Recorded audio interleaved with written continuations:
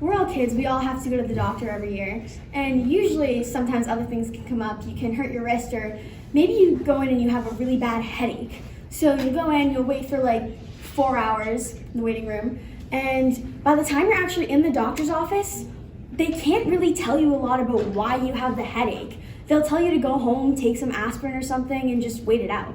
But what if in our healthcare system, we actually had ways of telling what was happening inside of our bodies on a micro scale instantaneously?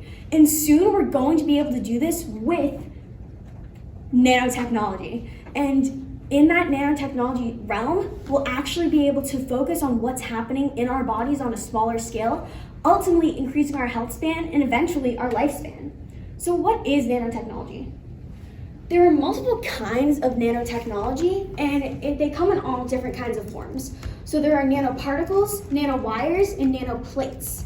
The smallest of these are the nanoparticles, but you can also have nanowires, which are 1 dimension bigger, and nanoplates, which are 1 dimension bigger. All of these things are built in 2 different ways. There's a top-down approach and a bottom-up approach. With the top-down approach, you take bulk metal and then you break it up so finely that you can make nanoparticles. But with a bottom-up approach, you take different clusters of atoms and build them up into molecules in other clusters, and then you get your nanoparticles. With those nanoparticles, we can do a lot of different things. There are ways that we can use nanoparticles to actually stop blood supply from going to tumors and decrease cancer. There's also ways that we can use them to monitor drug dosage and the ways that drugs are interacting with our body and with our metabolite function. We'll soon use them with ophthalmology and actually having surgery on eyes so that we can use these microneedles and micro nanoparticles to have less dire effects when it comes to operating on people's eyes.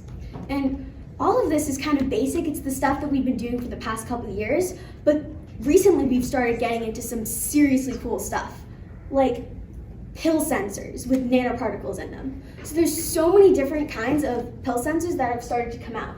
And there's ones that can vibrate so that you digest things better. There's ones that can actually, created by MIT, they open up into a Y and they have Bluetooth connection. So they can connect to other medical devices and wearables around you. And then you're actually able to monitor your health better over time. There's also pill cams, which have actually been FDA approved since 2001. So that's been 20 years that this nanotech's been out and around. And with these pill cams, we're able to monitor the drug doses and usages in our bodies and actually observe how they're affecting different things. Treatment non-adherence actually is a $290 billion market that in our society today, where people who aren't ingesting our drugs correctly aren't doing as well. And now we're able to monitor that on a larger scale.